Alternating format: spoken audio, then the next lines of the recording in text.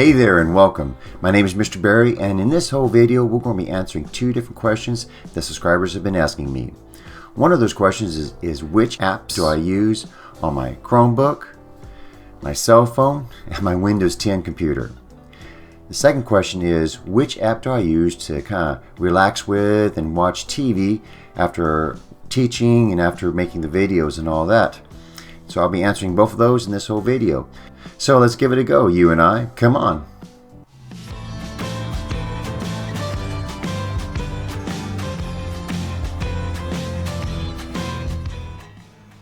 Hey, here I am in Pluto.tv.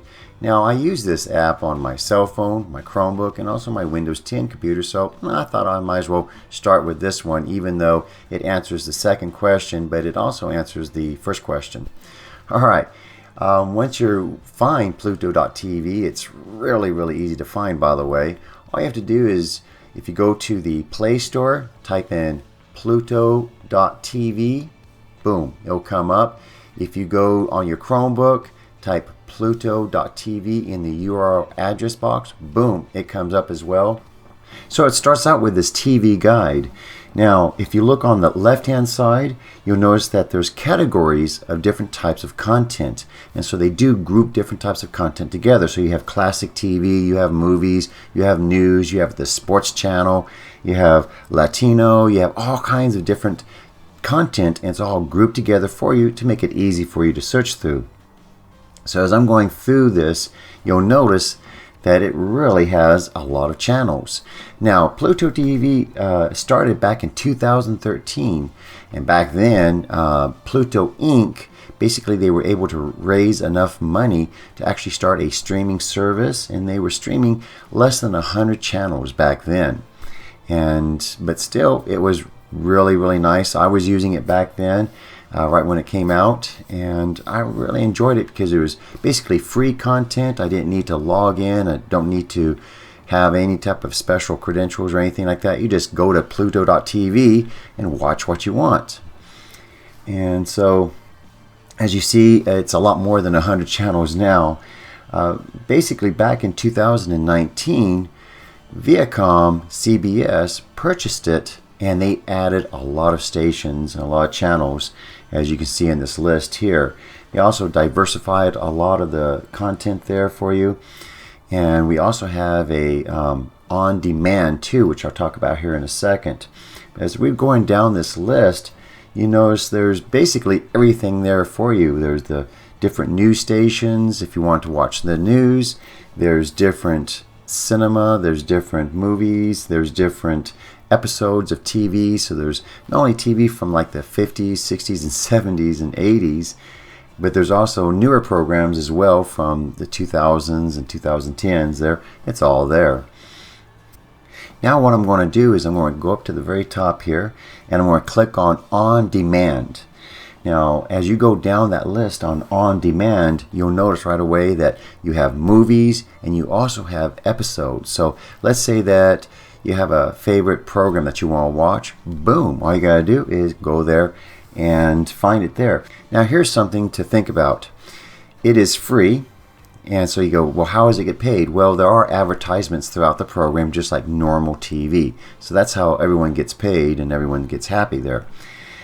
Now, as I was saying earlier, you don't need to have an account. However, let's say that you do have a favorite program that you like to go to and see every day or at least once a week. Well, getting a free account really helps, because once you have that free account, you can click on certain programs and click Add to Favorites. Now, once you add those programs to your favorites, then the next time that you do log in, you see those programs with that content come right up to the top, so you can go on and actually continue watching right where you left off. So what I'm going to do is I'm going to do a search for Three's Company, because that's actually one of the programs that I do enjoy watching.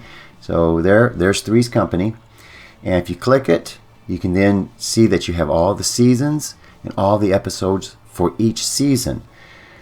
So there you go. You actually have free TV on demand, and it's absolutely wonderful. So this is a really good service. 100% free, and as I said earlier, you don't have to have a free account, but if you do add a account, it does make it easier for you to find the content that you like in the future. The next group of apps that I want to talk about are the ones on my smartphone.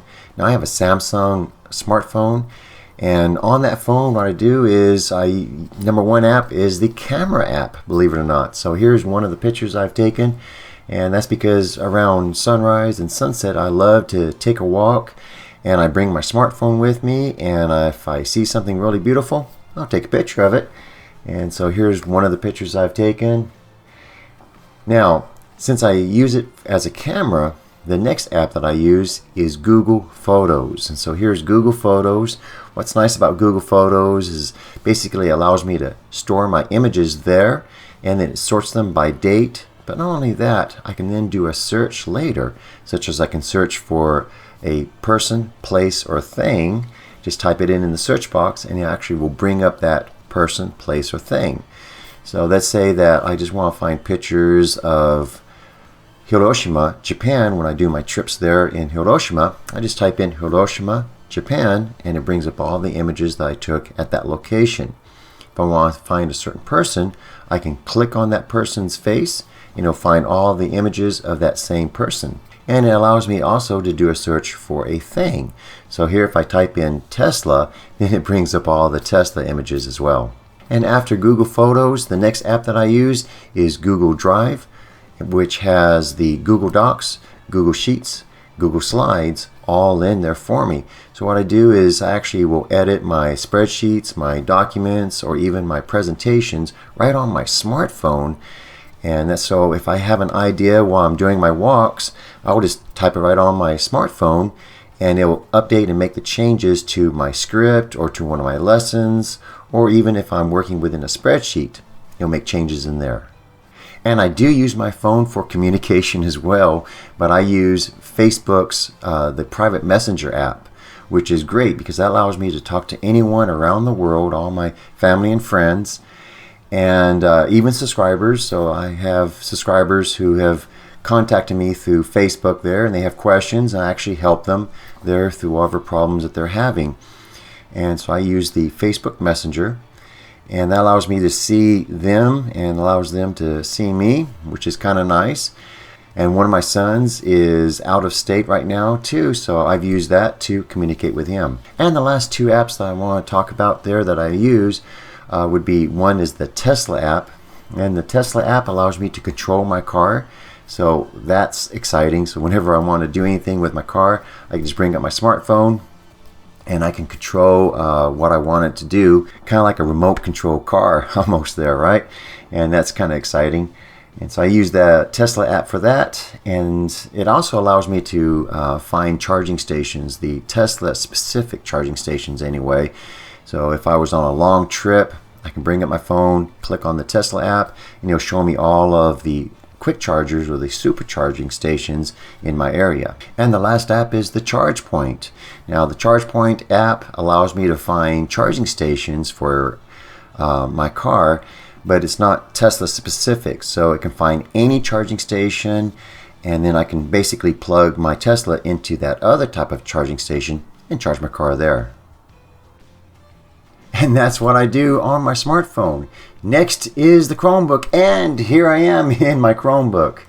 Now 90% of my work is actually done in my Chromebook. One, it's portable. Two, it's fast and secure. And three, well, it's just really easy to work with all my documents, my spreadsheets, and everything else right there within my Chromebook. So which apps do I use? Well, number one is the Google Drive. Just like I was using it in the smartphone, I use it here. And so there's my Google Drive, and within that I edit my documents. And the nice thing is I can actually go in, and let's say that I had a client or a co-worker who needed a document to be saved as a Microsoft Word document. No problem. I just would go to File, Save As, or Download As, and then download it as a Microsoft Word document. And then I can open up my Gmail and then send it as an attachment, and that person would receive it, and they would never know that I actually created and did all the work within Google Docs. They would only see it as Microsoft Word. So that's one of the really nice things about having the Chromebook too. Plus, it's all free. The next thing I do is I do a lot of work within my spreadsheets. So there's some of my work within my spreadsheets. And next is my presentation software. So I use Google Slides to work within my presentations, and that's what you're seeing there. So that's a Threes Company presentation, and as I go down there, that's actually one of the upcoming videos I'm making right now, and so I'm having a lot of fun creating that all within my Chromebook. Another app that I use to really work with my images is Google Photos. So just like within the smartphone, I'm using Google Photos again to categorize and sort all of my photos. The nice thing is all of my photos are synchronized. So anything that I see on my smartphone, I see it within my Chromebook as well. So that's all within one account, and everything is synchronized in that way. Next, I have my Lunapix. Now, Lunapix is right here, and let me maximize that so we can actually see all the tools in there. If you look on the left-hand side, you can see all these little tiny tools there. So they allow me to crop, they allow me to actually add layers, to draw things in, to change all different types of elements within my photos. And so I use Lunapix a lot to create magic, really. And I use those images in my videos. So a lot of the work that you actually see or the images that you see within my videos are all done with Lunapix, and that is a free application there. So here's one of my images there. It's another sunset image, and so the tools are over on the left hand side, and then above me are more tools and different effects. So there's basically over 500 different tools that you can actually find buried in all of these menus up there, which is very, very handy. And I love editing my images within my Lunapix there. Now, once you've made your image, or you've customized your image, I should say, then you can then right-click it and then simply download that image the way it stands. And I don't save my images there at Lunapix. I usually save them there locally within my Chromebook, and then that's synchronized within my Google Photos. So everything there is saved up there, and then I can see it in my Windows PC or in my smartphone there. Another app that I use is the Face Pixeler. Now, the Face Pixeler is great when I want to do one thing, and that is if I want to block out a face, or if I want to blur out part of the image. Maybe it's a license plate, and I just don't really want to show people the license plate number. So I will highlight the license plate number, and it will automatically it'll blur it or block it out. And of course, it will do that with faces too. So those two I use quite a bit for editing images. Now, another app that I use that's actually a localized app within the Chromebook is the Files app, and I'm bringing it up here. So the Files app allows me to do work with my files that are saved on my Chromebook. Now you think, well, there's not very much space on the Chromebook. Well, if you notice that I do have other videos that actually show you how to upgrade your storage, and so I've done that obviously on my Chromebook, so I have a large amount of space there, and I have movies of the shows and television shows and music and everything else saved there on a SD card or a micro SD card. And so I use that as my internal storage now, and that's a huge space there. With the Files app, I can then work with those files. I can take them and copy them, move them to other places, or I can double click them and actually work with them there locally on my Chromebook. Another app that I use would be the movie or media player. So the Chromebook does have a built-in media player. I don't have to use VLC or some other app to watch movies or play music or whatever. It's actually built in now with apps there. And so of course I use the media player to play my media, that is the movies, the shows, and other types of things that I might have on my Chromebook.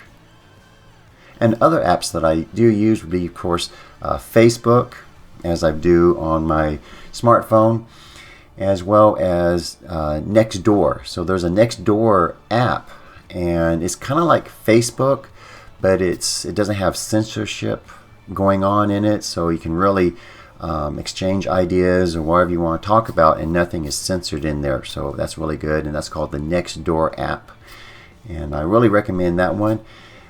If you ever need a really good social media app but you haven't really done anything in Facebook, well, that would be my second choice there. And I also use the Amazon app there to do shopping, and I do actually watch some shows on Amazon as well.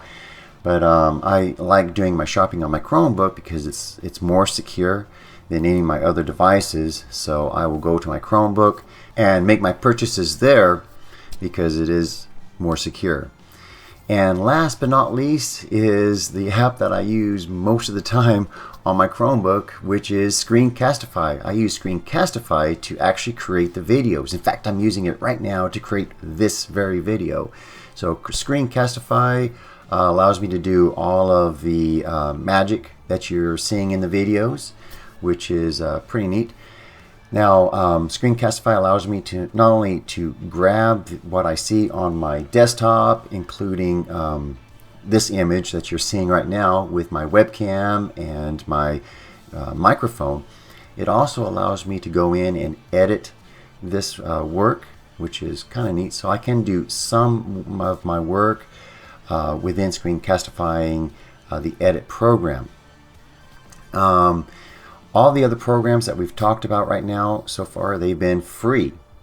The only one that's not free, of course, is the Screencastify. There is a free version, but it's really limited. It doesn't have very many tools in it, and it's not very good as being a free program. If you go for the paid version, boom, you have all these extra features, and there's really no limits on what you can do with Screencastify, which is pretty neat. Well, now you know the majority of what I do on my Chromebook. Let's now move on to my Windows PC. And here I am inside my Windows PC. Now, most of the work that I do in there is all done on the Chrome browser. No surprise there, right? Because I'm in my Google Drive doing all my work in there. The other app that I use, though, besides the Chrome browser, is what's called NCH Software. And NCH is a video program or video editing program which allows me to take the edits that I've done in my Chromebook, and then I'll do some final little touches. Maybe I'll add another extra effect. Maybe I'll add something in the background, such as music or something else, and just do the final touches with NCH software before I upload it to YouTube.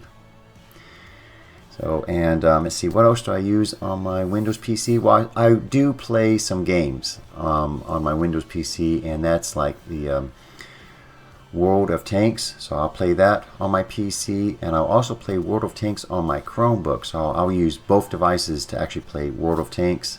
And let us not forget, I also play Minecraft on my Windows computer as well.